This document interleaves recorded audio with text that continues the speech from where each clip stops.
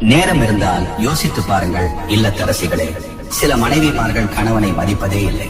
கணவனுக்கு மனைவி மன உளைச்சலை கொடுக்காமல் இருந்தால் கணவன் மதுவை தேடி போக மாட்டான். அவன் தனக்காக மட்டுமே உழைப்பதும் இல்லை, தனக்காக மட்டும் ஓடுவதும் இல்லை, தனக்காக மட்டும் சம்பாதிப்பதும் இல்லை. அனைத்தும் அவனுக்காக மட்டுமே இல்லை என்று தெரிந்தும் இந்த உலகத்தில் ஓடிக்கொண்டிருக்கும் ஒரே ஜீவன் கணவன்மார்கள் மட்டுமே. ஆனால் அவனை புரிந்து கொள்ளாத மனைவிகளே இந்த உலகத்திலேயே ஏராளம். கணவன்களை சிரிக்க வைக்கும் மனைவிமார்கள் கிடைத்துவிட்டால் கணவன் ஒருபோதும் கோவிலுக்கு செல்ல மாட்டான்.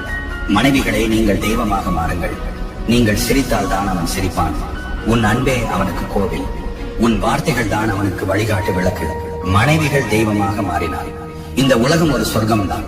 காரணமே இல்லாமல் கோபித்துக் கொள்ளாமல் சிறிது நேரம் உங்கள் கணவர் சொல்லும் வார்த்தைகளை காது கொடுத்து கேளுங்கள்.